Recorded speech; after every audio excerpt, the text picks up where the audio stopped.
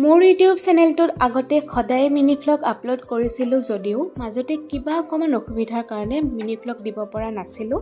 কিন্তু এতিয়াৰে পৰা মই সদায় মিনি ভ্লগ আপলোড কৰিম বুলি আপোনালোকৰ আগত প্ৰতিজ্ঞা লৈছোঁ, মানে যিমানখিনি পাৰোঁ চেষ্টা কৰিম। যোৱাকালি আপোনালোকক আমাৰ পাচলি বাগিচাখন দেখুৱাইছিলোঁ নহয়, তাৰে আলু উঠোৱা বুলি কৈছিলোঁ। এইবিলাকে আলু উঠাই আনি থোৱা আছে, মানে ৰ'দত দি থোৱা আছে, বাকী আধা উঠাব বাকী আছে। আজিও আমাৰ আলু উঠোৱা কামটো চলি আছে। এইফালে গিলাচবিলাকত দেখিছেনে কিবা কিবি বীজ খিচি থোৱা আছে, সেইবিলাকো দেখুৱাম পিছত।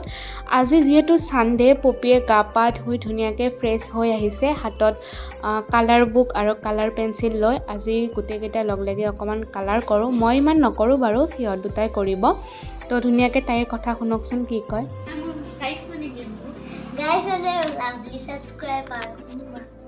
আৰু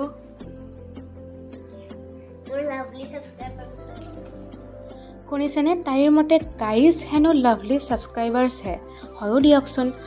দুপৰীয়া সাজৰ কাৰণে এয়া মাৰ লগত মই অকণমান মটৰৰ বাকলি গুচাই দিছোঁ, কাৰণ চব্জিত দিলে খাই ভাল লাগে। মটৰ কাৰ কাৰ বাৰু ফেভৰেট, মোৰ কিন্তু বহুত বেছি ভাল লাগে। ঘৰত যিহেতু আলু আছে আৰু আলু পুৰি খাই বহুত বেছি ভাল লাগে, ভাবিলোঁ আলু দুটামান পুৰি লওঁ। জুইও জ্বলি আছে চৌকাত।